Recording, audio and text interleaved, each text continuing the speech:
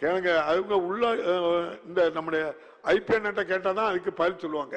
ஆதரவர் தான் தலைவரா இருக்காரு, அதனாலதான் நான் பேசுறேன். அவங்க பஞ்சாயத்து தலைவர் எந்த தமிழர் தானே இருக்காங்க. ஒரு நிமிஷம் பேசிக்கிறேன். நம்முடைய மாண்புமிகு முதல்வர் அவர்கள் துணை முதலமைச்சராக இருந்த காலத்தில் தான் பாப்பாப்பட்டி கீரிப்பட்டிக்கு தேர்தல் நடத்தி ஜனநாயகத்தை நிலைநாட்டிய அரசு திராவிட முன்னேற்ற கழக அரசு. மாண்புமிகு பேரவைத் தலைவர் அவர்களே, சத்துணர்ந்த சரித்த நாயகர் புரட்சித் தலைவர் எம்ஜிஆர் அவர்களை வணங்கி, மாண்புமிகு புரட்சித் தலைவர் அம்மா அவர்களை வணங்கி, ஜல்லிக்கட்டு நாயகன் அண்ணன் ஓபிஎஸ் அவர்களுக்கு வணக்கத்தை தெரிவித்துக் கொண்டு, மாண்புமிகு பேரவைத் தலைவர்களே, உசிலம்பட்டி சட்டமன்ற தொகுதிக்கு உட்பட்ட கீரிப்பட்டி ஊராட்சி கீரிப்பட்டி கிராமத்தில் சுமார் 300 குடியிருப்புகளை கொண்ட அந்த ஆதிதிராவிட பகுதி, அந்த கீரிப்பட்டி கிராமம் கீரிப்பட்டி ஊராட்சி ஆதிதிராவிடர் ஊராட்சி தலைவரை கொண்டது.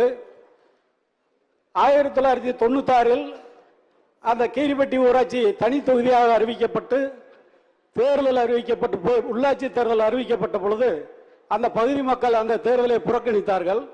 2001 மீண்டும் உள்ளாட்சி தேர்தல் நடத்திய போது மீண்டும் புறக்கணிக்கப்பட்ட நேரத்தில் புரட்சித் தலைவர் அம்மா அவர்களால் அண்ணன் ஓபிஎஸ் தலைமையில் 6 அமைச்சர்களை கொண்ட குழு நேரடியாக சென்று அந்த தேர்தலை நடத்தியது. இது மக்களின் கோரிக்கை. அதனால கொஞ்சம் பேச விடுங்க தலைவர். கேள்விக்கு வாங்க. கேள்வி.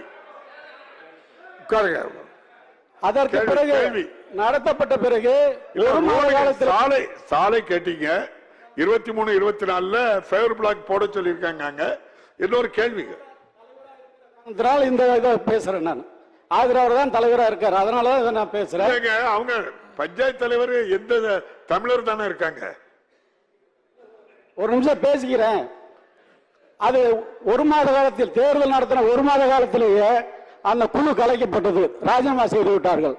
2006 நீங்க ஒரு வரலாறு கேட்கல உங்ககிட்ட. அந்த எப்படி கீரிப்பட்டி ஊராட்சியில ஊராட்சி மன்ற தலைவர் தேர்ந்தெடுத்திருக்காங்கிறத கேட்கல.